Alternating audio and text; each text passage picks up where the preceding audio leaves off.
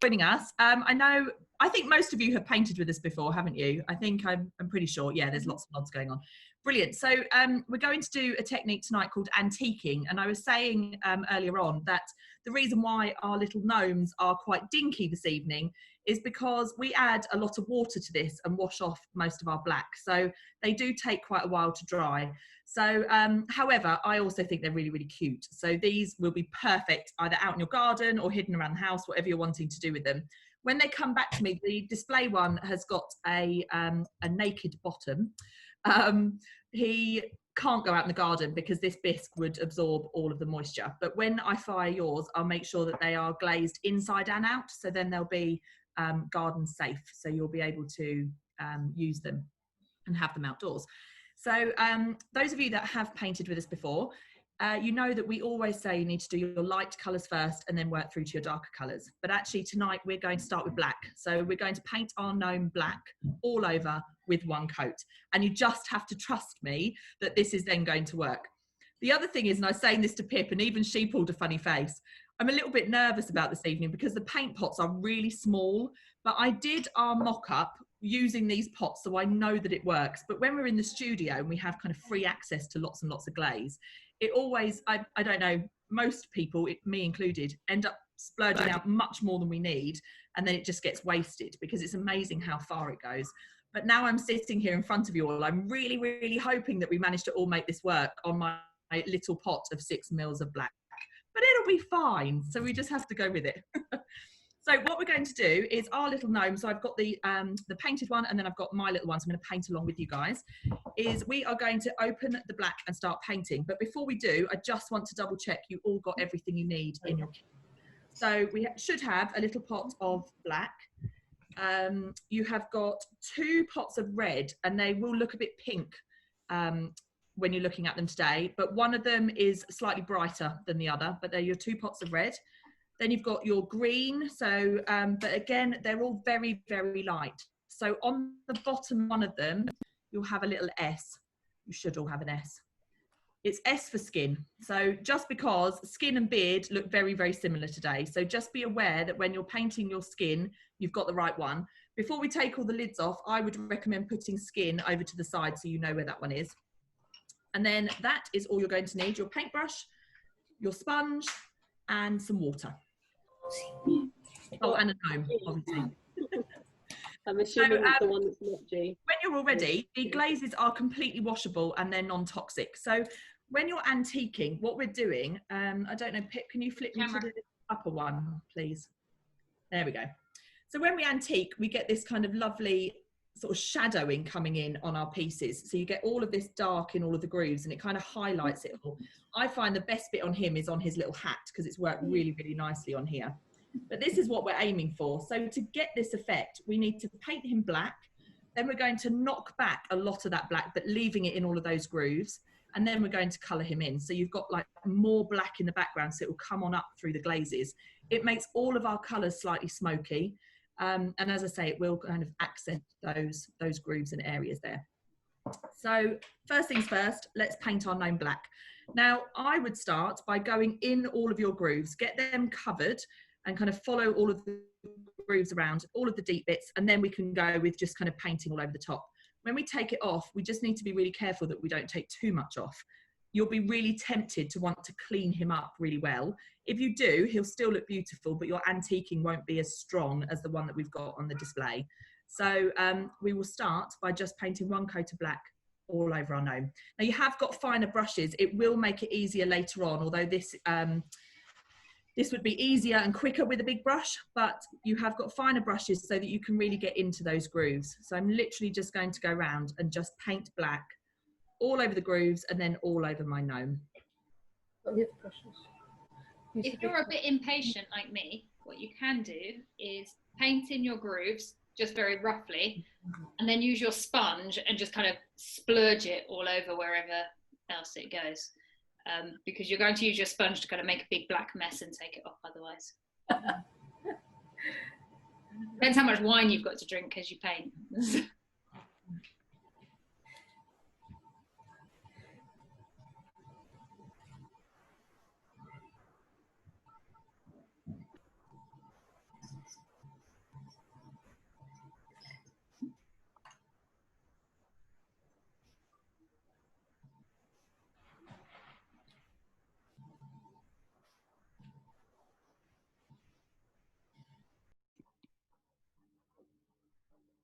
1 coat of black all over your gnome will be more than enough. However, if you're wanting your gnome to look particularly dark and smoky when we take this back, you can let this dry and then go over your deep grooves just one more time. So you've got 2 coats in those deep grooves. So mine's covered, as you can see, but there are still kind of brush strokes and patches on there. So if you wanted it to be really, really dark, you could spend a bit of time going back through. The other thing is when we start knocking back and we take a lot of this off, you might find, again, you've gone a bit too harsh and you've taken too much off. So you can use your excess black and repaint it on again and then knock it back again afterwards. So we'll spend a bit of time doing that bit, all of us together. With any of these glazes, the best thing to do is to let it dry completely before you put your next coat on. If you don't, then you'll just be moving the existing glaze around rather than adding a second layer. It just kind of smudges it about. So just let it lose its shine completely before you add a second layer. And then you'll be good to go for your next one.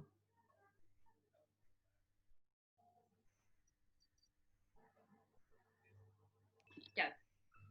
We're going to now basically clean the black off, but we don't want it all to come off. So if we were to paint our colours over this, they would be a very, very dark version of the colour that we're going to have, but it would be very dark all over the gnome, whereas you're wanting it to just be in the grooves. So with your sponge, using the spongy side, not the scoury side, you just want to wring it out. So get it wet, wring it right out so it's not dripping, and then really, really gently just buff over the top. So I'll show you a little bit on here, but you just want to start really gently taking that black off. And the reason why I say gently is if you go harsh and wipe, you're just going to clean it off completely. But what you're wanting to do is just take it off on the raised sections of your gnome at first. So you'll work your way around like this, and then just keep washing out your sponge and wringing it out. Now you don't want to saturate your gnome, but it will be very, very wet after this. So just to show you as I work my way around, this is the kind of effect I'm going for. So I've still got a lot of black on there, and the bisque, the white that's coming through, isn't really, really white. There's kind of black smudging on it. So we'll start like that, and then we'll add a bit of finesse in a minute. So we're just going to work our way around. The hat's a really nice one to start on, I think. Either that or straight across the front of your beard, because again, just a little bit of buffing takes a lot of that black off, but leaves it in the groove. So hopefully you can see it like that on there.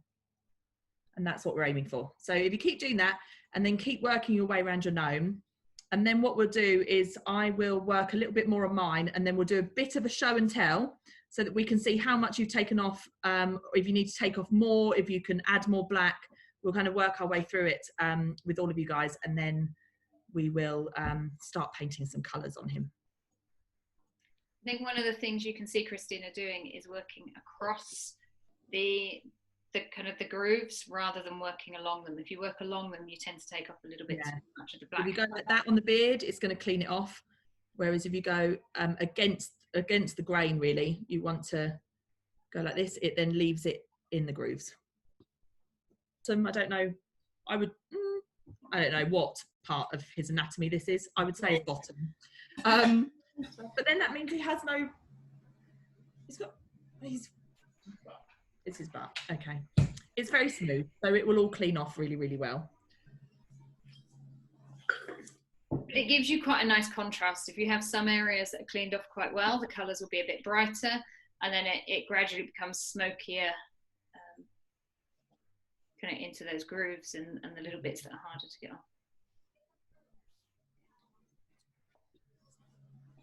off. I've just gone over and just cleaned that top layer so that it actually came up white, as opposed to a lot of this that's really, really dark still. So I just worked on that so that his beard is lighter on this top section, but then really, really dark in the grooves. So you kind of just have to take your time, but you can keep working on it like that without taking any more of the black off, purely because his beard is a really, really light grey, and I want it to look a light grey. If you don't do that, then he'll just have a slightly darker grey beard, so it's not going to cause any problems at all. But also on this groove, on these grooves on his hat, if you knock them back enough, it's got these really fine little kind of spike lines that are coming out, especially this middle section here. And they look really lovely when they've then got the red over the top. So if you can work it back to that rather than having like a long kind of sausage of black, it's really, really nice as well. So just kind of taking it back there. But on my original one, I took too much off. So actually I'm going to leave more on my hat than I did on this little chap, because I cleaned him off a bit too much, got a bit carried away. Yeah, just change your water over to clean water to make him look a little bit beautiful. Now, what I did with mine is I only did 2 coats of every colour because I wanted the dark to come through. But bearing that in mind, I don't know if you can see the back very well there. There are brush strokes in the green. So just be aware that with your green, you might want to do 3 coats, but not all the way up on the edge, because the more you cover it, the more it's going to cover this black. So you're going to lose your antiquing. But that was the only one that left brush strokes. The rest of it was pretty solid just with 2 coats. So just be aware of that. If you don't mind this effect, I think it looks a bit like a funny old tweed jacket. But if you don't mind that effect, just make sure all your brush strokes are going in the same direction. So then it looks like it was part of the design rather than a bit haphazard. But when we're painting him now, I would recommend you start with your palest colour. So we're going to paint his nose and his little feet on first. You can do 2 coats now straight off, or you can do 1 coat of everything and then work your way back, whichever you prefer to do. So just line up your little paint pots. The same rule applies, that you need to wait for this to dry completely before you add your second coat. Now, we have made these quite damp. Although we weren't using a lot of water on there, they'll feel really cold to the touch, and it's because they're now holding a lot of moisture. If we were to be doing this in the studio, we wouldn't fire these guys tonight, because there's a massive risk of them not coping in the kiln, just because the water content's too high. It won't matter doing it via Zoom, because these are going to sit with you over the weekend anyway, and then they'll come to me as and when you can get them back in. But with that in mind, the fact that it's holding that much water, it will take a while for these layers to dry. So I found when I did our little showpiece, that I worked my way around each colour doing 1 coat, and then I went back and I did it all again, because I felt that then it had properly dried so I could get my second coat on there. Okay, but do start with your lightest colour, which is your skin. Now, when it comes to the reds on the hat, I use 2 different reds. So this one at the top is number 74. So those of you that have been into the studio a lot, that's our Father Christmas red. And then this one coming around on the rim is actually 82. It's a red that we discontinued, but I love it. It's like a bit of a brick red. And so when you're painting with your little pots, the main part of the hat is the one that looks a bit lighter today. So it looks more red in the pot. The one that looks more like a pink is then the edge, the rim of his hat. However, you have enough glaze in here to mix and match. If you want your guy to have a red back, a green hat, you want little dots around the rim, artist choice, go for it now, but just go for 2 coats. So whatever you're wanting to do, paint your 2 coats on there, but it is entirely up to you. Those of you that have done painting with us and you've got glazes at home, you're very, very welcome to mix and match now and do any colours that you want to. So if you've got some blues or some yellows or some oranges, they work really, really well. But yeah, it's kind of over to you. You've got more than enough in there to swap these about. So if you wanted to do a different combination, then you can do, and you can work them around. I think with mine, I may well do that, and then I'll have a matching pair that aren't matching. So I'll do perhaps his hat green and do his trousers in that red. But it's up to you, whatever you want to do. But you're going for 2 coats, starting with skin, and then onto beard, and then onto the rest of him. When you are using your other glazes, some of you have been on our fun Terrabella glaze workshops, please don't use those glazes if you've got any bits and bobs of those left over, although mostly I think we used all of those up on our things. They're not compatible with this technique and with the glazes that we've put on. And the other thing to think about if you're choosing different colours is if you do very dark colours, so a very dark purple, which is number 33, or a very dark blue, such as number 12, you won't see that same smoky effect coming through. The colours are almost too strong for the black to come up through them. It will still look great, it will still be antiqued in other places, but on the places where you put those colours, you won't necessarily see the antiquing so well. So sticking with mid-range colours or paler colours will give you a much better antiqued effect. Just going back to when you start painting him, paint him now as if there's no black on him. So when you paint his nose, go right into the groove and the edge of his nose. So you will cover some of that black. You don't have to paint up to the black. You're actually wanting to go over the top. So when you're looking at him and you paint his beard, for instance, you're going to want to come in around the back and get it really, really tight in over his foot so that you've got the colours going to each other. And then the black will come on up through and it will soften those edges. Does that make sense? Yeah, perfect. Had no one go, no, help me more. Questions at all, just shout out. Pip's got the chat screen on her computer to look out for you guys, but yeah, just say if you've got any questions or you need some help with anything. I get a bit antisocial when I'm painting along with you, so my eyes tend to be down, but Pip's watching you all like a hawk. Like a have fun. Fantastic. Relax and enjoy. Yeah. Ta-da! Before and after. So you have to just believe that the black will come through. So once you've done your 2 coats everywhere, it dries to look like it's gone. But when it's fired, it will all come through all of those lovely grooves. There we go. Now, the bottom of your gnomes, if they're anything like mine, look a bit messy. Now, I do need to mark these as to whose is whose. However, if you would like to paint the bottom of yours a solid colour like black or one of the other colours, you're very, very welcome to.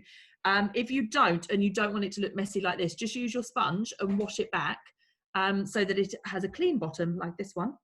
And then I will be able to mark them out and fire them for you and make sure that you have yours back. So just be aware. So if mine goes in the kiln looking like this is how it will come out. So it will always have this kind of messy brush stroke going on underneath.